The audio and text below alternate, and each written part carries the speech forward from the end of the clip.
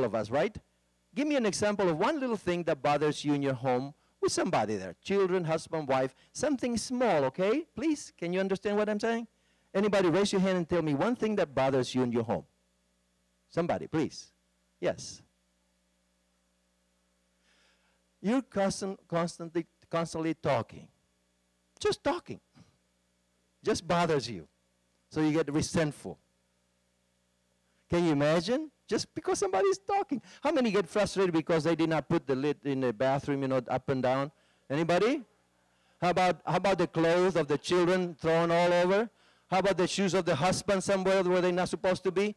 All kinds of little things. We keep that in our head, and eventually becomes something that comes out of our mouth. We resent. And whenever we resent, the next experience we have is resistance. And resistance means we put the brakes on. We are not that happy anymore. So, if you're just married, and your wife asks something from you, probably you will run and say, yes, sweetheart, here it is. You like it? I did it just for you. Like this?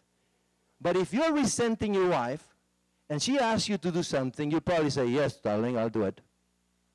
The tone of voice, the attitude, the brakes are on.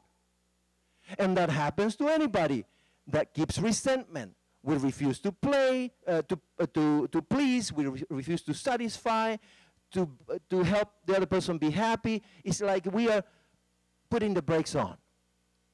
We don't flow. If you're married and you're resenting your wife for whatever reason, can you really say something sweet and tender to your wife, like, for example, oh, my darling, you're so precious. I love you so much. Can you say that? It won't come out. You'll be stuttering for half an hour, and it won't come out. And if your wife happens to tell you, darling, you never tell me that you love me anymore. Of course I love you. How many times you want me to tell you that? Even with the children happens the same thing. You have a child that is resenting you as a parent, okay? The child is resenting you. And you need to go somewhere fast, okay? And you say to the child, hurry up, we're going to be late. He walks slower. Did you realize that? Immediately they put the brakes on. And we say, if you're not hurrying up, I'm going to give you a spanking. And the child runs, and you feel good because he obeys you. Now, believe me, he only obeys you with the conduct, the outside. His heart has not changed. Are you getting the point? And when children obey only on the outside, the heart remains hard. That is revealed in adolescence. Rebelliousness, frustrations, anger, rejection comes out when they are teenagers. Okay, and if we have resentment and resistance, what is the third R? Rejection. We began to separate. We just don't want to be so close anymore. And it begins with little tiny things. Maybe you don't sit together to watch the same things anymore, don't help in the kitchen, little things that begin to develop, At the beginning, you don't even realize what is going on. But eventually, the separation gets bigger, and usually this rejection is manifested in two ways. One way is anger. People get angry. So when they get angry, they can shout, they can say ugly things, and even violence will be part of this. All of this is part of that rejection. Okay?